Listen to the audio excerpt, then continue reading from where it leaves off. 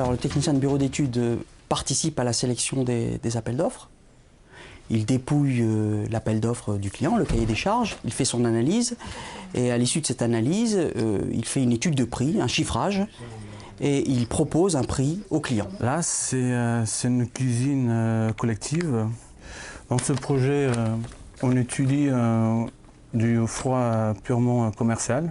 Le froid commercial, c'est plutôt un niveau des puissances c'est assez relativement plus faible qu'industriel. Industriel, on parle déjà de mégawatts, on parle des entrepôts frigorifiques, des traiteurs, des usines agroalimentaires, des patinoires. Le froid commercial, c'est plutôt des installations moyenne puissance jusqu'à 300 kW.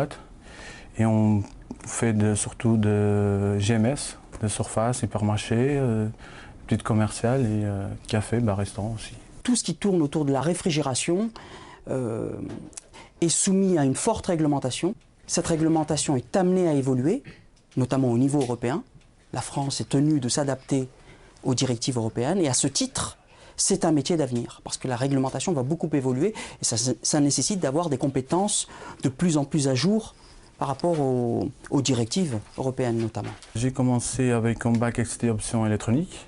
Après, j'ai fait un BTS option C génie frigorifique. J'ai travaillé 2 ans sur le chantier pour pouvoir comprendre le métier. C'est sur le terrain qu'on apprend vraiment avant de passer au bureau d'études.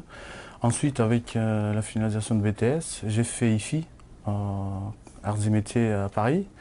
Et avec IFI, j'ai intégré le bureau d'études où on donne la place chargé d'études. Ensuite, on peut évoluer en tant que chargé d'affaires, chef de clientèle, chef de projet, directeur technique.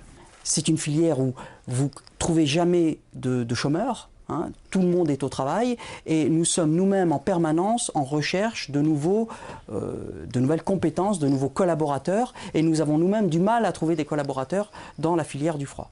Voilà. Donc nous essayons de les former. Nous nous appuyons d'ailleurs sur des organismes extérieurs pour former nos jeunes, par exemple l'AFPA, hein. Et puis je disais, bon, c'est une branche d'avenir. Chaque projet, c'est différent, c'est pas le même bâtiment, c'est pas la même dimension, c'est pas le même type d'application. Chaque fois, on a une nouvelle bataille pour avoir un projet. C'est ça qui me fait me lever tous les jours pour venir travailler.